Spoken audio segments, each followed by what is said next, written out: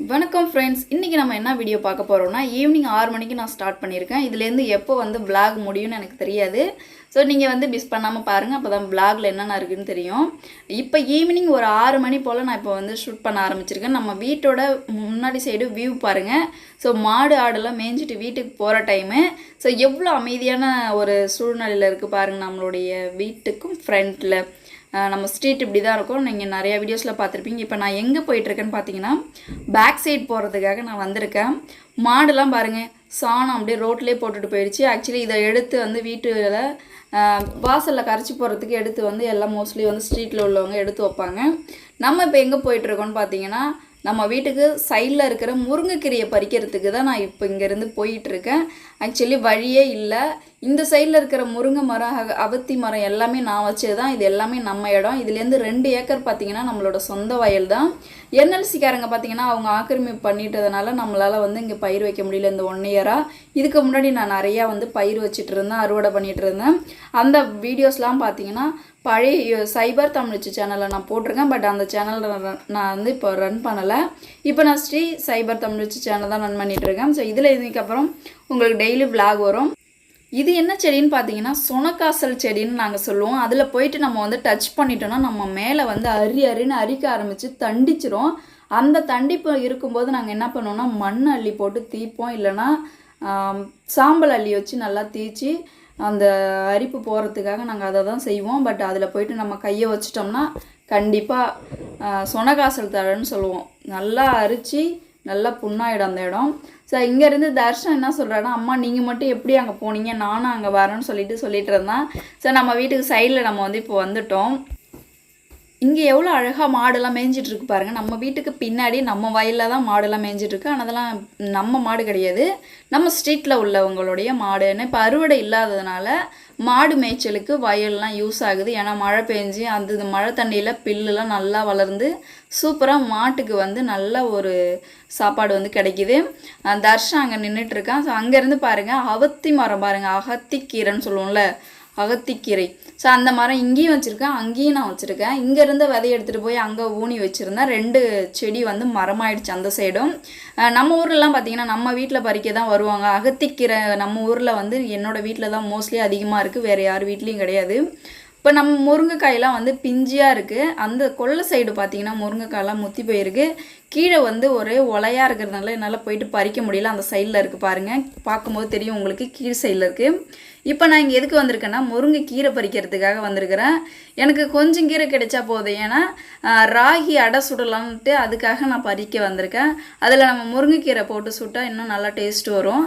அதனால் அந்த கீரையை பறிக்கிறதுக்கு வந்தேன். ஒரு 2 கை போல் கிடைச்சாலே போதும், அதுக்காக தான் இப்போ பறிக்க வந்தோம். ஸோ நம்ம வீட்டு சைடில் பார்த்திங்கன்னா 3 மரம் இருக்குது. வந்து முருங்கை மரம் 3 மரம் இருக்குது. அதில் வந்து 2 மரம் ஹைட் ஆகிடுச்சு. சின்ன மரம் வயல்கிட்ட இருக்கிறது, அதுலேருந்து நம்மளுக்கு கீழே இருந்தே பறிச்சிக்கலாம்.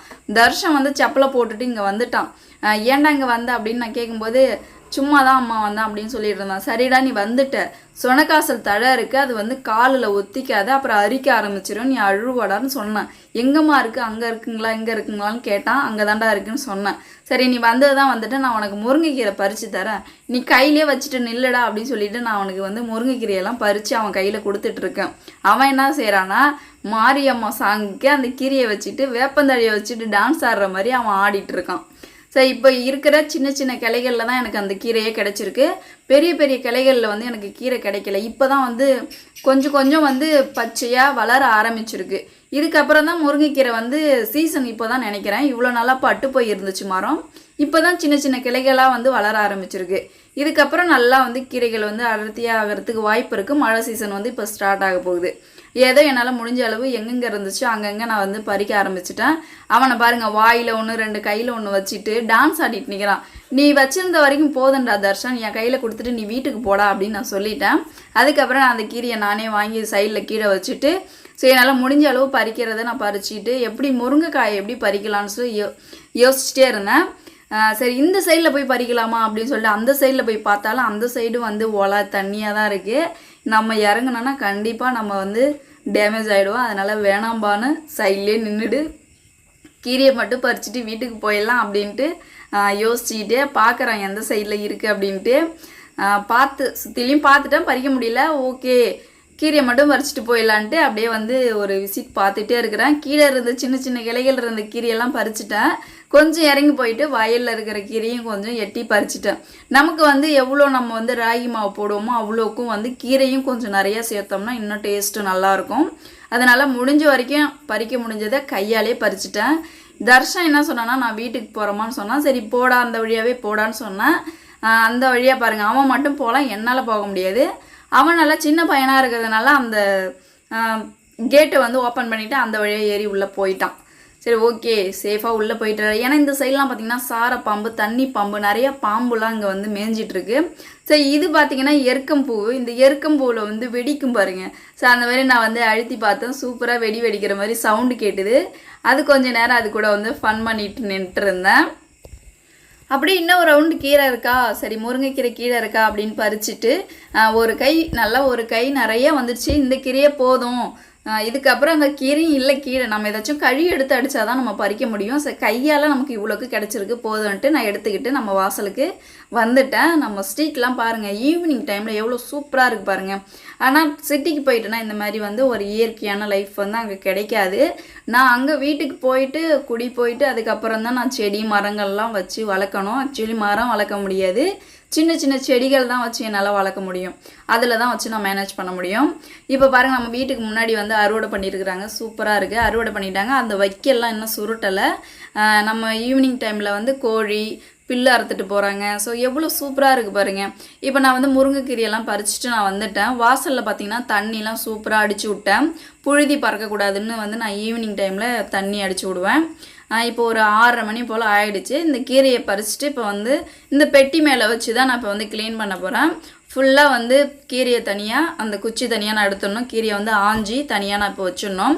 இப்போ பாருங்கள், பார்க்கும்போது தெரியும் உங்களுக்கு, அந்த மஞ்சளாக இருக்கிற கீரையெல்லாம் நான் வந்து ஆஞ்சி எடுக்கலை. நல்ல கீரையை மட்டும் எடுத்துக்கிட்டேன். இருட்டியாக ஆயிடுச்சு. ஸோ நல்லா இருட்டு போயிடுச்சு.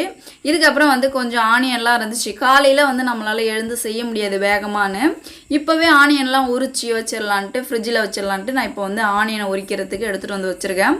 தன்ஷி என்ன செய்கிறான்ட்டு உள்ளே வந்து பார்க்கலான்னு பார்த்தா தோசை சுட்டுட்ருக்கேன். சரிம்மா நீ சுடுற, ஓகே, எங்கேயாவது வேக வச்சு சுட்டுருக்கியா, ஏம்மா இப்படி செய்கிற அப்படின்னு நான் கேட்டேன். அம்மா இந்த மாவில் எனக்கு வரலாமா அப்படின்னு சொல்லி பாருங்க எப்படி சுட்டு வச்சுருக்கான்னு. சரி என்கிட்ட சொல்ல வேண்டியதாம்மா, நான் சுட்டு கொடுத்துருப்பேன்ல அப்படின்னு சொன்னேன். நீங்கள் தான் வேலையாக இருக்கீங்களாம்மா, நானே சுட்டுக்கிறேன்தாம்மா வந்து சுட்டேன் அப்படின்னு சொல்லிட்டு இருந்தா. சரி ஓகேம்மா, அட்ஜஸ்ட் பண்ணி எப்படியாவது இந்த 3 தோசையை வந்து சாப்பிட்றேன், நான் நெக்ஸ்ட்டு தம்பிக்கு நான் சுட்டு கொடுத்துக்கிறேன்னு சொல்லிவிட்டு நான் வந்து அவளுக்கு சொல்லி கொடுத்துருந்தேன். ஸ்லிம்மில் வச்சு மாவு ஊற்றிக்கோ, கொஞ்சம் ஃப்ளேம் அதிகமாக வச்சு வேக வச்சுக்கோ, அப்புறம் ஸ்லிம்மில் வச்சு தோசை திருப்பி போட்டுக்கோ, இப்படி தான் தோசை சுடணும்னு சொல்லி கொடுத்துட்டு திரும்பி நான் வந்து வெளியில் வந்துட்டேன் க்ளீன் பண்ணுறதுக்கு. கீரையை க்ளீன் பண்ணிவிட்டேன், வெங்காயத்தையும் உரிச்சு வச்சுட்டேன். நம்ம காலையில் பசங்களுக்கு வந்து லஞ்ச் நான் இதுதான் செஞ்சு கொடுக்கணும். இப்போ இது 2 எடுத்துகிட்டு போய் நான் ஃப்ரிட்ஜில் ஸ்டோர் பண்ணணும். 1 கப்பில் கீரையும் 1 கப்பில் வெங்காயத்தையும் எடுத்து வச்சிடலான்ட்டு ஐடியாவில் இருக்கேன். இது அதே மாதிரியே பாருங்கள், 1 கப்பில் கீரையும் 1 கப்பில் வெங்காயத்தையும் எடுத்து நான் ஃப்ரிட்ஜில் ஸ்டோர் பண்ணுறேன். இப்படி நம்ம வைக்கும்போது சீக்கிரம் வந்து வீணாகவும் போகாது. காலையில் எழுந்து வேகமாக குக் பண்ணுறதுக்கும் ஈஸியாக இருக்கும். நான் இப்படி தான் வந்து செய்வேன். இதுக்கப்புறம் நான் என்ன பண்ணுறேன்னு பார்த்தீங்கன்னா, பாப்பாவுக்கு வந்து சுண்டல் வேவிச்சு கொடுக்கலான்னு சுண்டல் வந்து நைட்டே நான் இப்போ தண்ணியில் போட்டு ஊற வச்சுட்டேன். இப்போ காலையில் எழுந்தாச்சு. காலையில் என்ன செய்கிறேன்னு பார்த்தீங்கன்னா, காலையில் இது பசங்களுக்கு வந்து இப்போது அந்த ராகி புட்டு செய்கிறதுக்கு ராகி அடை. ஸோ அதுக்கு வந்து முருங்கைக்கீரை, சோம்பு, கருவேப்பிலை, பச்சை மிளகாய், வெங்காயம், கொஞ்சமாக கொத்தமல்லி தழை வாசனைக்காக எல்லாமே நான் ரெடி பண்ணி வச்சுட்டேன். இப்போ இந்த மாவில் தான் நான் வந்து பசங்களுக்கு செய்ய போகிறேன். 2 பேருக்கும் எவ்வளோ குவான்டிட்டி வேணுமோ அவ்வளோ மாவை ஆட் பண்ணிக்கிட்டேன். ஸோ அதுக்கு தேவையான அளவு வெங்காயம், பச்சை மிளகாய் எல்லாத்தையும் வந்து செருக கட் பண்ணி வச்சுருக்கிறேன். இதுதான் அந்த பாக்கெட் பாருங்கள், ராகி மாவு. ஸோ இந்த பாக்கெட் தான் நான் வந்து இப்போ வெனஸ்டே ஃபுட்டு, பாப்பாவுக்கு வந்து வெனஸ்டே மட்டும் ஃபுட்டு கொண்டு போகக்கூடாது, சாப்பாடு வந்து கொண்டுட்டு போகக்கூடாது. நவதானியங்களில் எது வேணால் கொண்டுட்டு வரலாம். ஸோ ஒரு சைடில் வந்து சுண்டல் வெந்துட்டுருக்கு, இன்னொரு சைடில் சுடு தண்ணி வச்சுருக்கேன். சுடு தண்ணியில் தான் நான் மாவு வந்து பிசைவேன். ஆக்சுவலி நம்ம சுடு தண்ணியில் மாவு பிசையும் போது கொஞ்சம் சாஃப்ட்னஸ் கொடுக்கும். ஸோ இதுக்கு தேவையான அளவு நான் இப்போ வந்து வெங்காயம் போட்டுட்ருக்கேன். செருவை நறுக்கிக்கோங்க. நீங்களும் வந்து ராகி தோசை, ராகி அடைலாம் ட்ரை பண்ணோன்னா ஒரு டைம் வந்து என்ன மாதிரி ட்ரை பண்ணி பாருங்கள். நான் இப்படி தான் வந்து ட்ரை பண்ணிகிட்ருக்கேன்.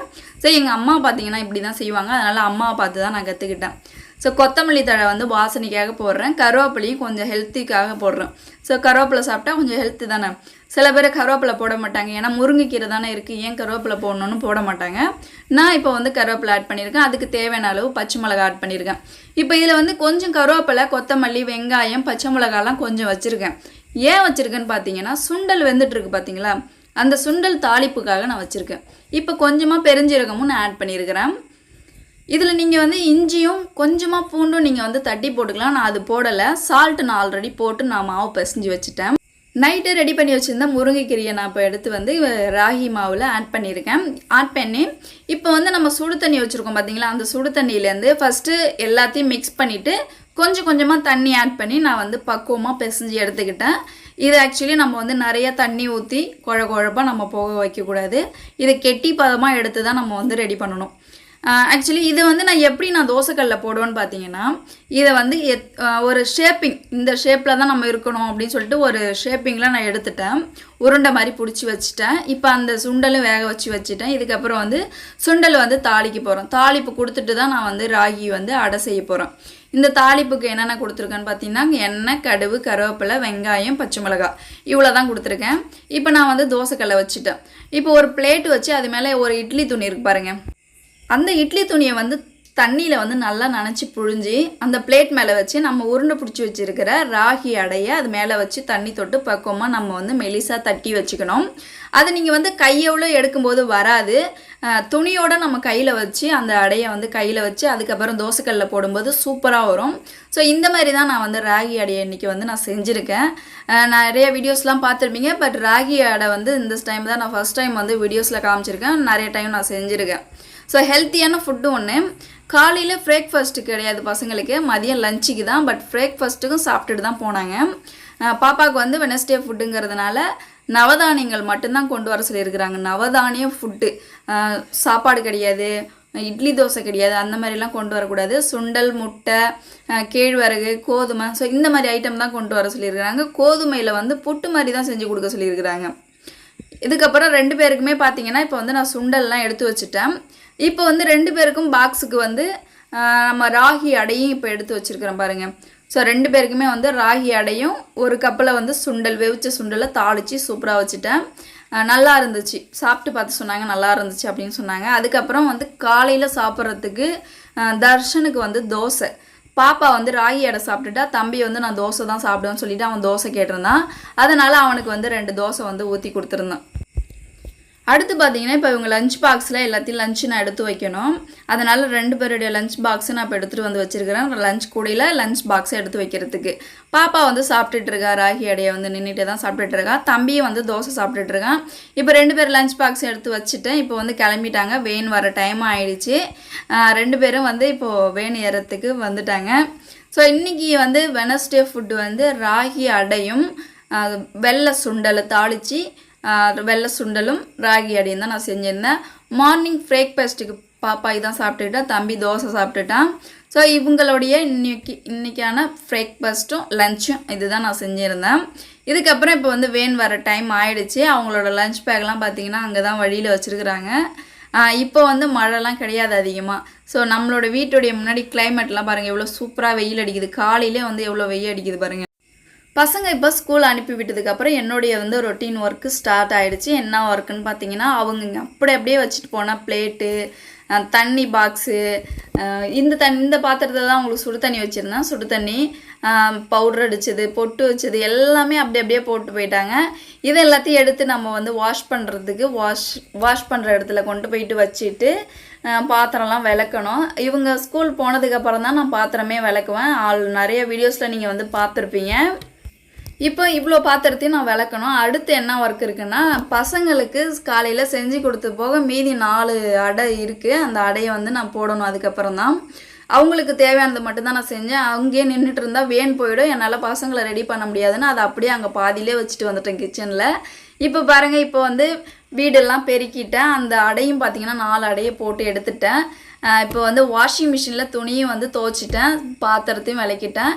எவ்வளோ சூப்பராக க்ளீன் பண்ணிட்டேன் பாருங்கள். அவங்கள ஸ்கூல் அனுப்புனதுக்கப்புறம் என்னுடைய ரொட்டீன் ஒர்க் வந்து சூப்பராக வந்து செஞ்சிட்டேன். இப்போ ஃப்ரண்ட்டில் உங்கள்கிட்ட காட்டுற பாருங்கள், ஃப்ரண்ட்லேயும் எவ்வளோ சூப்பராக க்ளீன் பண்ணியிருக்கேன்னு பாருங்கள்.